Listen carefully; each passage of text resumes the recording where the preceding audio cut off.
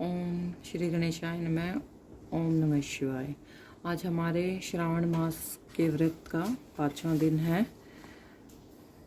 कोटिलिंग महात्म्य एवं रविवार व्रत कथा महात्म्य। आज हम ये रविवार या कई बार रविवार आ जाता है और कोटिलिंग महात्म्य का व्रत के बारे में हम पढ़ेंगे। इसमें भगवान शंकर बोले, हे सनत कुमार, कोटिलिंग का महात्म्य तथा पुण्य का विधान बताना या वर्णन करना बहुत कठिन है।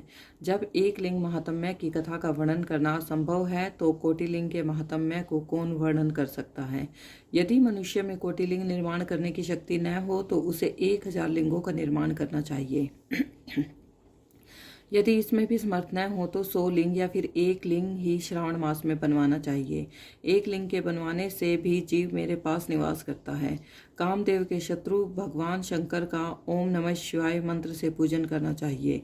घर में यज्ञ करके उद्यापन करना चाहिए। हवन करने के बाद ब्राह्मणों को भोजन कराना चाहिए। इस व्रत को करने से असमय में मृत्यु का भय समाप्त हो जाता है।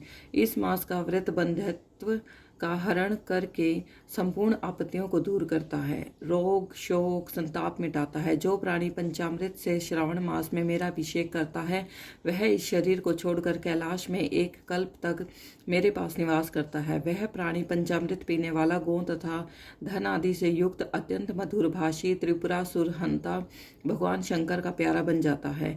जो मनुष्य श्रावण मास में हविष्यान भोजन करता है वह चावल आदि संपूर्ण धान्यों की अक्षय निधि से युक्त हो जाता है। जो मनुष्य श्रावण मास में पत्तल पर भोजन करता है उसे भोजन के लिए सोने के बर्तन प्राप्त होते हैं। जो मनुष्य श्रावण मास में जमीन पर सोता है वह कैलाश पर निवास करता है। जो मनुष्य श्रावण मास में 1 दिन भी ब्रह्म मुहूर्त में स्नान करता है उसे पूरे महीने तक का नहाने का फल मिलता है। इस माह में जो मनुष्य जितेंद्रिय होता है उसे इंद्रिय जन्य बल की प्राप्ति होती है। इस महीने में स्फटिक मणि, पाषाण मिट्टी तथा मरमक्त मणि से निर्मित शिवलिंग या स्वयं उत्पन्न या बनाए हुए या पिसान निर्मित अथवा पीतल या चंदन मक्खन निर्मित शिवलिंग में एक बार अर्चन करने से 100 ब्रह्म हत्या का पाप मिट जाता है। सूर्य ग्रहण, चंद्र ग्रहण या अन्य किसी सिद्ध क्षेत्र में लक्ष्य जप करने से जो सिद्धि प्राप्त होती है वह सिद्धि श्रावण मास में केवल एक बार जप करने से मिल सकती है। किसी दूसरे समय में किए गए नमस्कार तथा प्रदक्षिणा से जो 1000 बार में फल मिलता है वह फल श्रावण महीने में एक बार नमस्कार या प्रदक्षिणा करने से मिल जाता है। यह श्रावण मास मुझे अत्यधिक प्यारा है। इस महीने में वेद पारायण करने पर सब वेद मंत्रों की अच्छी तरह सिद्धि हो जाती है। इस महीने का 1 दिन भी बिना श्री सूक्त पाठ किए न बितावें। जो इसको अर्थवाद मात्र कहता है वह मनुष्य नरक को प्राप्त होता है।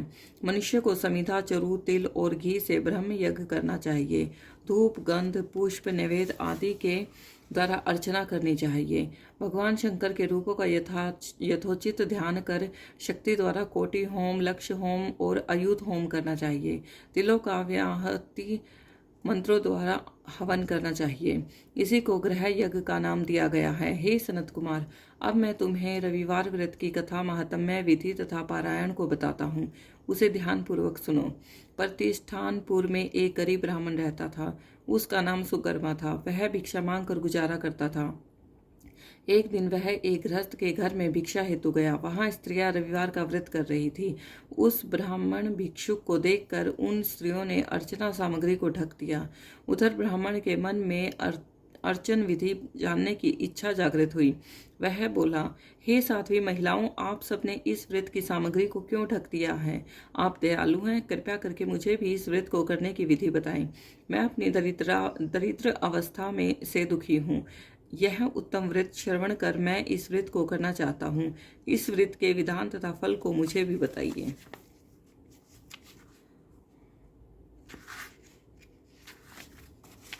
स्त्रियों ने कहा, हे ब्राह्मण देवता, यदि व्रत में उन्माद या प्रमाद अथवा विस्मरण, भक्तिहीनता या अनास्था करोगे तो यह व्रत निष्फल हो जाएगा।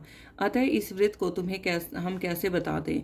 ब्राह्मण बोला, मैं ऐसा नहीं करूंगा। उसकी ऐसी बात सुनकर उन महिलाओं में से एक प्रौढ़ महिला ने ब्राह्मण को उस व्रत की विधि बता दी। उसने बताया, श्रावण मास के शुक्ल पक्ष के पहले रविवार को मौन धारण कर प्रातः उठें, शीतल जल से स्नान कर पान के पत्ते पर 12 परिधि वाला मंडल लिखना चाहिए।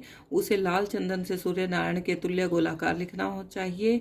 उस मंडल में संज्ञा नाम वाली स्त्री सहित सूर्य का लाल चंदन से पूजन करना चाहिए।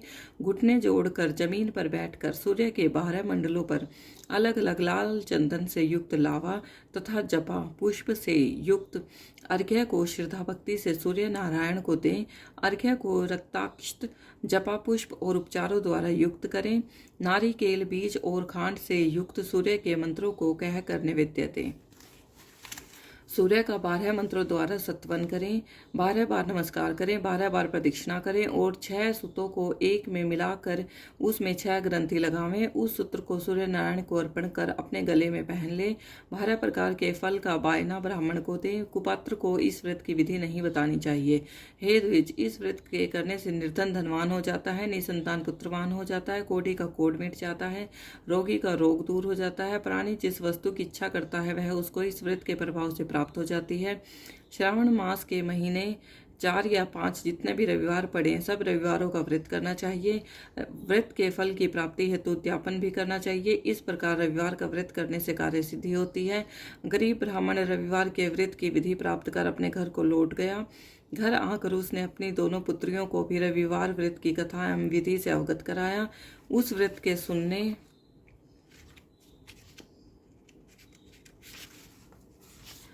और अर्पण तथा दर्शन मात्र से उसकी दोनों पुत्रियां सुंदर बन गई। उसी दिन से गरीब ब्राह्मण के घर लक्ष्मी जी निवास करने लगी।